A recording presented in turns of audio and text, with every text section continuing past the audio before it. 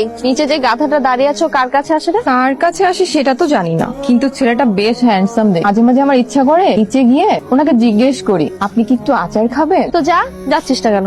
না থাক, আমার ভয় করে যদি রিফিউজ করে দেয়। আমি নিচে যাই, গাধাটাকে একটু বাজিয়ে আসি। আপনি কার কাছে এসছেন? হ্যালো, আপনাকে বলছি, কার কাছে এসছেন? আপনি এখানে দাঁড়িয়ে দিয়ে সব আলতু ফালতু ধোয়া খাচ্ছেন কেন? কান ধরেন, কান ধরেন। চিৎকার করছেন কেন আর কান ধরেন মানে? আপনি আমাদের কোয়ার্টারে এসব আলতু ফালতু ধোয়া খাচ্ছেন কেন? আমাদের কোয়ার্টারে একটা পরিবেশ নেই? আপনাদের মতো সব ফালতু বাইরের লোকজন এসে আমাদের কোয়ার্টারের পরিবেশটা নষ্ট করছে। আপনাকে আমি নেক্সট টাইম এখানে যাতে দাঁড়িয়ে এসব আলতু ফালতু ধোয়া খেতে না দেখি, সাবধান করে দিলাম। কে আপনি? কোটার ক্যাপ্টেন? আপনার এই ক্যাপ্টেন্সি অন্য কোথাও গিয়ে ফলান। ইটস মাই লাইফ, আমার লাইফ। আমি বেব করবো, ধোয়া ছাড়বো, কি করবো, তোমাকে কত ব্যাপার না? নেক্সট টাইম এটা করবেন না। ফোটেন মানে কি? ফুটবো না, কি করবেন আপনি? একটা দেখেছেন, এক একটা চরের ওজন 30 থেকে 35 কেজি। ঠিকঠাক যদি একটা বসে যায় না, 8 দিন ঘুরতে থাকবে। অভদ্র অসভ্য ফালতু একটা ছেলে আমার বাড়ির সামনে এসে আমাকে ছেড়ে দিচ্ছেন না? কি মনে করছেন আপনার হাত আছে আর কারো হাত নেই? হ্যাঁ, আমার হাতে চট, এই যে শুনে যান, আমার হাতে চট বলে কি হবে বুঝতে পারছেন?